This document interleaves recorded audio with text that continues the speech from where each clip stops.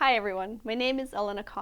I'm a software engineer at Google, and today I'm going to talk a bit about failure, why I think it's important, and how to embrace it to become more awesome.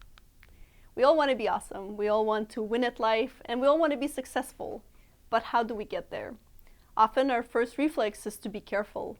We say to ourselves, I'm going to try and get this right the first time once I'm good enough. But the road to success is almost never a smooth one. In fact, it's usually pretty bumpy. No matter how careful we are, only by failing over and over and over again do we eventually succeed. So if we want to be successful, it is critical that instead of avoiding it, we learn how to deal with and embrace failure. Confidence is a key part of our ability to embrace failure.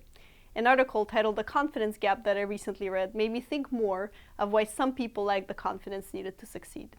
The article tries to explain the observation that women lack the same level of confidence as their male counterparts. It boldly states that if life were one long grade school, women would be the undisputed rulers of the world. What this means is that girls do just as well as boys in school, by some measures even better, but as soon as we're done with school and released out into the real world, we struggle to keep up with boys' success, especially with the level of confidence that they exhibit. This is explained by the fact that girls come into school with a developmental advantage, making it easier for them to behave.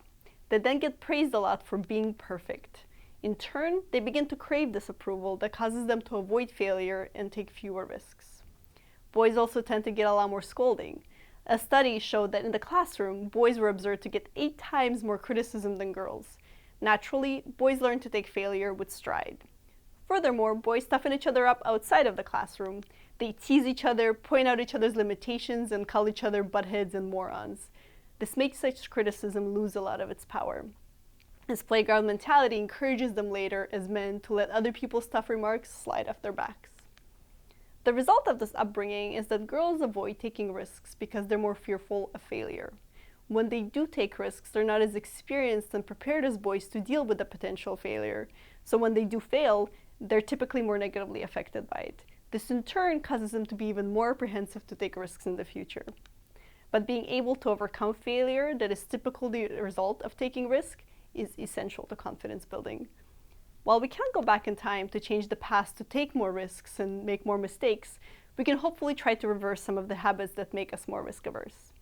I want to start by providing some context and setting the stage for how I got interested in this topic, how I failed many times, and how I've learned to deal with failure, appreciate it, and use it to build up my confidence to help me take more risks.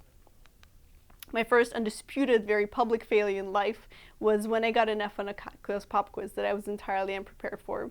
This freaked me out so much that it kicked me into high gear and motivated me to study. As a result, for the next test in this class, I got 108%. Yes, there were some bonus questions. When I later reflected on this experience, I realized that failing this quiz actually inspired and motivated me to work harder to try to succeed. I found a silver lining here. I had discovered this intrinsic motivating force that could help propel me through difficult times. Ever since that experience, I've become much better at dealing with failure. Instead of getting stuck at step 1, being upset, I am able to pretty quickly jump to step 2, where I get super excited about what is to follow, the purposeful, hopefully rewarding hard work. If we take some time to reflect, we can all probably think of many times when we failed. And all of us over time have learned to deal with failure in one way or another. Some people need space to recover, and others are able to laugh it off. But what if we could harness that failure to succeed? The key idea that I want to point out here is that if we reframe these failures as potential precursors to success, then we can use that to build up our confidence. Beyond just the idea of rewiring your brain, I do hope to leave you with some more practical, hopefully easy to implement tips and tricks to embrace failure. The first is to minimize the risk. Set small milestones that are independent of external factors like people or particular events. For example, when I was interviewing for jobs, one time I set a small milestone to look in the interviewer's eyes when communicating with them. I had a really hard time doing that and was trying to improve it at the time. So I did it, and despite not getting the job, I was actually really proud of my small accomplishment. Another way to minimize risk is to anticipate problems and prepare for them. Whenever I encounter an ambitious problem or situation, I try to imagine what Batman would do. It's widely known that given enough prep time, Batman could win any fight. I want to be the same way. After spending a few years in the tech industry, I decided I wanted to switch jobs. But before I began interviewing, I spent weeks relearning CS concepts and practicing problems. Feeling prepared when I came to my interviews gave me the confidence I needed to calmly tackle problems that I was not at all familiar with. The next thing is to find the silver lining. When I competed in swing dancing, often I wouldn't win first place, but being put on the spot to do something cool with the audience watching and cheering you on gives you the adrenaline and encouragement to try some really creative moves that fit the music. So oftentimes I would get 1 or 2 great new moves from competing that I could take with me and develop later and potentially use again in competition when it's been perfected. This was a huge win for me. Finally, pat yourself on the back, heavily and often. The idea here is that doing so helps straighten the connection between success and failure and gives you the courage when you're contemplating taking a risk. One thing I do is I keep an I'm awesome email label and folder. I put thank you and congratulation emails there, my performance review, any great ideas, and anything else I can associate with success. Whenever I'm sad because I just failed or hesitant to try something new, I go and look at this folder and remember all of my accomplishments. And more importantly, I remember all of the failures that it took to get there and think to myself, yeah, I am awesome, and pretty much instantaneously feel better and encouraged to try something new.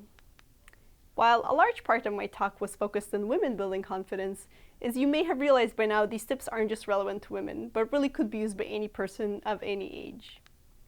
So now that hopefully you've thought about reframing failure as a precursor to success and have some ideas on how to deal with failure, go create your I'm awesome folder and try something new that you think may be rewarding but take you outside of your comfort zone, like that dance class or that project at work no one will touch.